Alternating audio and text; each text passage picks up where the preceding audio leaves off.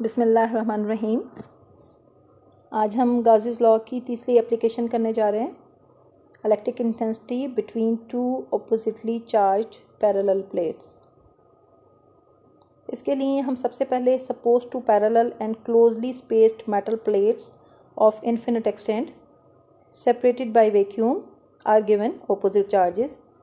हम दो parallel plates metal plates ले रहे हैं और ये क्लोजली स्पेस्ड है, यानी इन दोनों प्लेट्स के दरमियान ज़्यादा फासला नहीं है और इन दोनों प्लेट्स के दरमियान वैक्यूम मौजूद है और इन प्लेट्स पे ऑपोजिट चार्जेस जो हैं वो मौजूद हैं। यानी अगर एक प्लेट पे पॉजिटिव चार्ज है तो दूसरी प्लेट पे नेगेटिव चार्ज मौजूद है। Under these conditions charges are essentially concentrated on the inner surfaces of the plates. आपको पता है अगर एक प्लेट पे पॉजिटिव चार्ज है और दूसरी प्लेट पे नेगेटिव चार्ज है तो ड्यू टू अट्रैक्शन ये दोनों चार्जेस जो हैं वो inner surface of the plates पे मौजूद होंगे। तो फिर फील्ड लाइंस जो हैं ये ओरिजिनेट करेंगी पॉजिटिव चार्जेस के इनर फेस से और एंड करेंगी नेगेटिव चार्जेस के इनर फेस पे, जैसा कि आपको फिगर में नज़र आ रहा है। Charges are uniformly distributed on the inner surface of the plate in the form of sheet of charges. और ये इनर फेस पे या इनर सरफेस पे जो है वो शीट ऑफ चार्जेस की तरह जो है वो बिहेव करेंगी, ये यूनिफॉर्मली डिस्ट्रीब्यूट हो जाएंगी और वहाँ पे सरफेस चार्ज डेंसिटी जो है अगर आप उसे सिग्मा कह लें तो वो Q/A के बराबर होगा।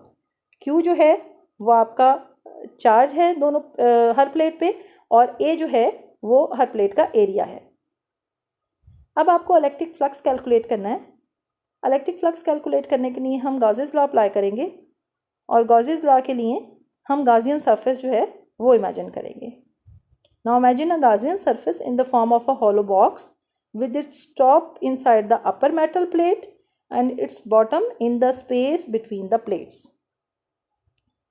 जैसे कि आपको फिगर में एक हॉलो बॉक्स दिखाया गया है, इसकी जो अपर साइड है वो अपर प्लेट के इनसाइड लाई करती है, जबकि जो इस बॉक्स की लोअर साइड है वो दोनों प्लेट्स के बीच में जो स्पेस है वहाँ पे लाई करती है। अब इस बॉक्स की टोटल 4 साइड्स हैं। अब आप इन 4 साइड्स की वजह से इलेक्ट्रिक फ्लक्स जो है वो कैलकुलेट करेंगे और फिर टोटल इलेक्ट्रिक फ्लक्स जो है वो मालूम करेंगे। सबसे पहले the flux through upper end of the box जो है वो देख लेते हैं। जो अपर एंड है बॉक्स का वो आपको पता है कि इनसाइड द मेटल प्लेट लाई करता है और इनसाइड द मेटल प्लेट जैसा कि आपको पहले बताया गया है कि कोई भी फील्ड लाइंस मौजूद नहीं है, क्योंकि फील्ड लाइंस आपकी inner face of the positive charge जो है वो स्टार्ट हो रही हैं और inner face of the negative charge terminate कर रही हैं। तो इनसाइड द मेटल प्लेट्स जो हैं वो कोई भी इलेक्ट्रिक फील्ड जो है वो मौजूद नहीं है। इसकी वजह से कोई भी फ्लक्स जो है अपर फेस पे या अपर एंड ऑफ द बॉक्स पे मौजूद नहीं होगा। अब हम निकालेंगे flux through the sides of the box. जो 2 साइड्स ऑफ द बॉक्स हैं इसके लिए हम इलेक्ट्रिक फ्लक्स निकालेंगे।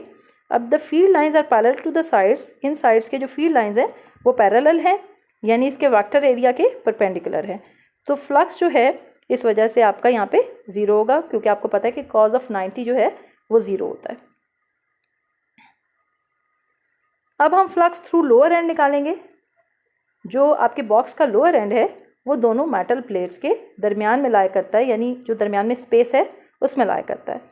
तो field lines are uniformly distributed on the lower face and are directed normally to it. अब लोअर फेस जो है क्योंकि आपका दोनों प्लेट्स के दरमियान में लाई करता है तो फील्ड लाइंस इसके नॉर्मल होंगी। और अगर हम वेक्टर एरिया ले लें, यानी ए इसका एरिया ले लें और उसकी फील्ड इलेक्ट्रिक इंटेंसिटी जो है वो ई ले लें, तो फ्लक्स जो है ये E A के बराबर होगा, क्योंकि vector area of this plate और फील्ड लाइन जो हैं ये दोनों पैरेलल होंगी और cos ऑफ 0 1 के बराबर होता है।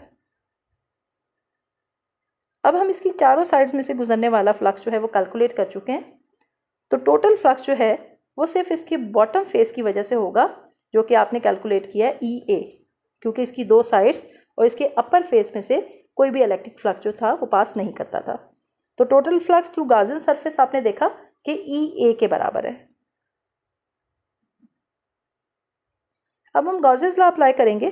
गॉसेस लॉ आपको पता है फाई इज इक्वल टू 1/ε0 और charge enclosed by the surface होता है। तो चार्ज इनक्लोज यहाँ पे हमारे पास सिग्मा ए होगा, क्योंकि आपने देखा कि sigma is equal to Q over A था, तो Q is equal to sigma A है। तो आप Q की जगह गॉसेस लॉ में सिग्मा ए पुट कर सकते हैं। अब आप पहले इलेक्ट्रिक फ्लक्स मालूम कर रहे हैं, अब आपने गॉसेस लॉ की वजह से भी कर ली है, तो आप इन दोनों को कंपेयर कर सकते हैं। पहले इलेक्ट्रिक फ्लक्स आपने जो कैलकुलेट किया है, टोटल इलेक्ट्रिक फ्लक्स ई ए था, और अब जो गॉसेस लॉ अप्लाई करते हुए किया है वो है 1/ε0 सिग्मा ए। तो इन दोनों को आप इक्वेट करके देख सकते हैं।